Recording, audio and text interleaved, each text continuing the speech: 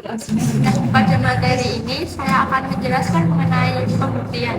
Dalam persidangan perdata, ada satu tahap penting yang disebut dengan pembuktian. Di tahap inilah, para pihak berusaha meyakinkan hakim tentang kebenaran dari fakta atau peristiwa hukum yang mereka lakukan. Dalam tahap ini, tujuannya itu sangat jelas, supaya hakim bisa memutuskan perkara dengan adil dan pihak yang bisa membuktikan dalilnya dengan baik akan memenangkan perkara. Nah, dalam hukum acara perdata di Indonesia, pembuktian ini sebenarnya bertujuan untuk mencari kebenaran formal, yang artinya kebenaran yang didasarkan pada alat bukti yang sah menurut undang-undang, bukan kebenaran mutlak seperti dalam kehidupan nyata. Jadi, apa yang bisa dibuktikan secara hukum itulah yang dianggap benar di pengadilan.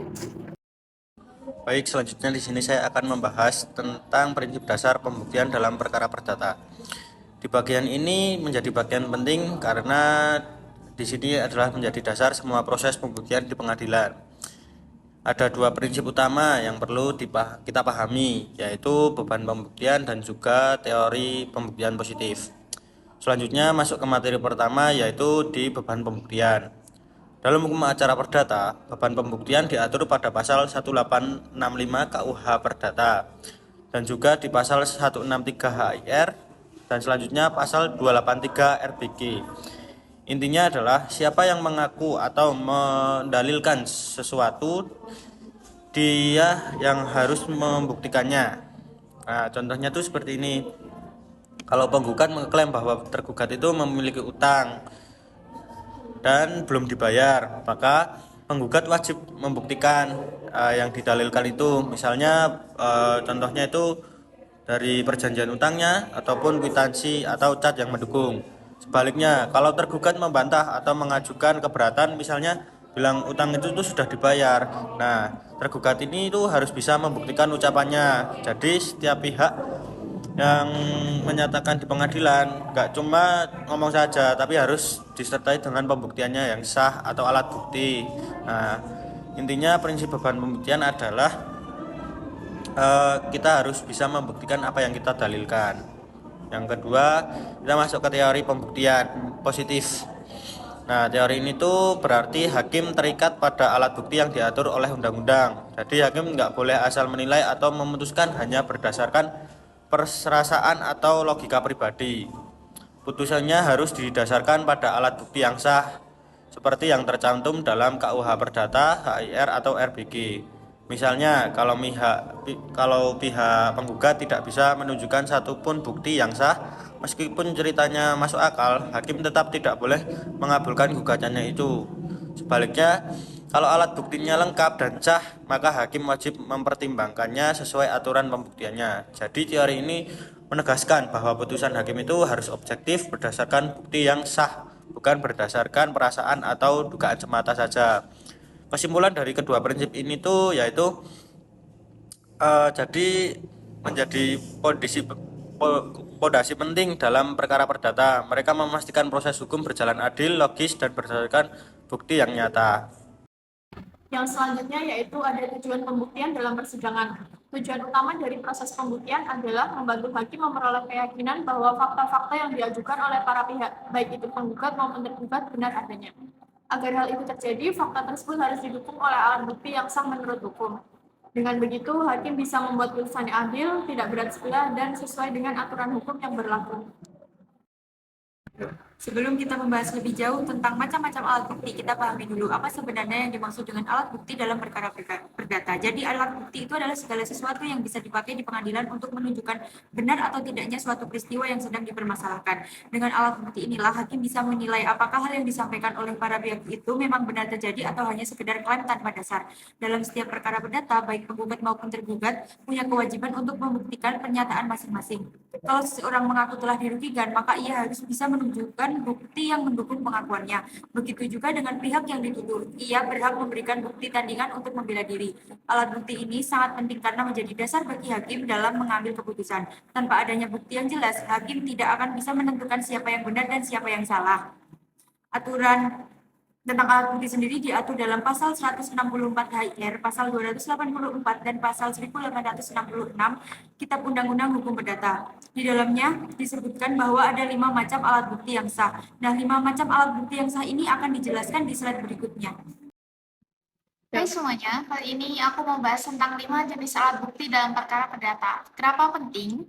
Karena pembuktian itu bagian paling krusial di persidangan perdata. Dari bukti-bukti inilah hakim bisa tahu siapa yang benar dan siapa yang salah. Nah, di hukum acara perdata ada 5 alat bukti utama, yaitu surat, saksi, persangkaan, pengakuan, dan sumpah. Mari kita bahas satu-satu secara singkat dan gampang. Yang pertama, alat bukti surat atau bukti tertulis. Ini dianggap yang paling penting. Bukti dibagi jadi 2. Yang pertama, akta otentik, yaitu surat yang dibuat oleh atau di hadapan pejabat umum kayak notaris, hakim, atau PPAT. Akta otentik ini punya kekuatan pembuktian yang sempurna dan mengikat, jadi hampir nggak bisa dibantah. Yang kedua, akta di bawah tangan, yaitu surat yang dibuat sendiri oleh para pihak tanpa pejabat umum, tapi asal ditandatangani dan isinya diakui. Surat ini tetap sah dan bisa dipakai sebagai bukti di pengadilan.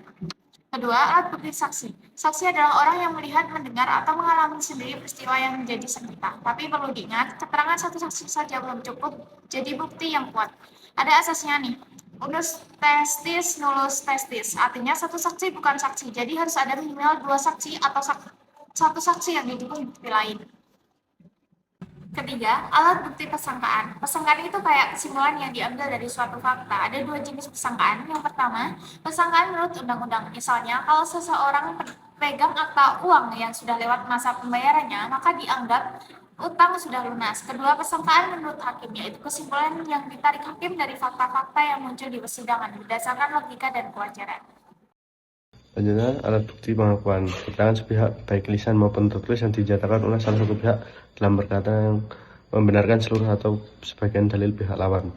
Pengakuan di persidangan memiliki kekuatan pembuktian sempurna dan mengikat, sehingga perkara dapat langsung diputus. Pengakuan di luar persidangan, kekuatan pembuktian diserahkan kepada penilaian hakim. Alat bukti sumpah. Pernyataan khidmat yang diucapkan salah satu pihak di hadapan hakim dengan mengingat Tuhan, terdiri dari sumpah pemutus, sumpah yang diperintahkan oleh satu pihak kepada pihak lawan untuk menyelesaikan perkara. Sumpah yang kedua, sumpah penambah.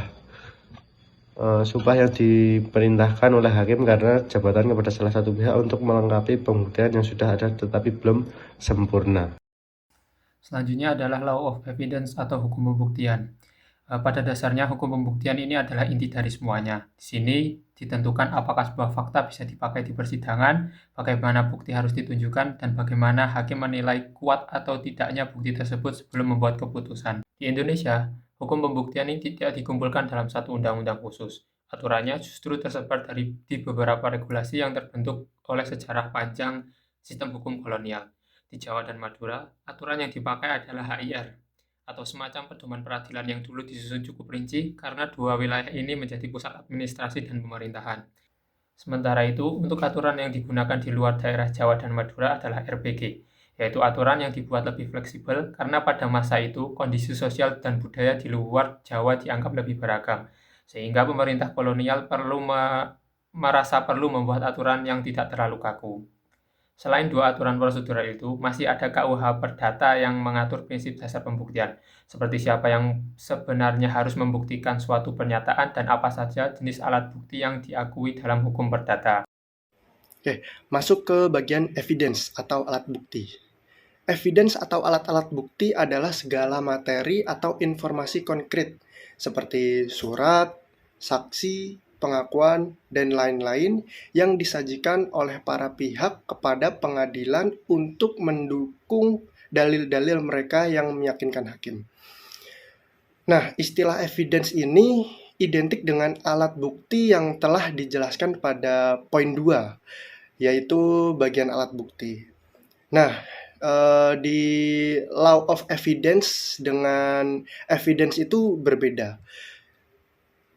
Kalau law of evidence ini adalah aturan mainnya. Nah, sedangkan evidence itu adalah materi konkretnya, yang dimana yaitu adalah alat bukti yang diajukan.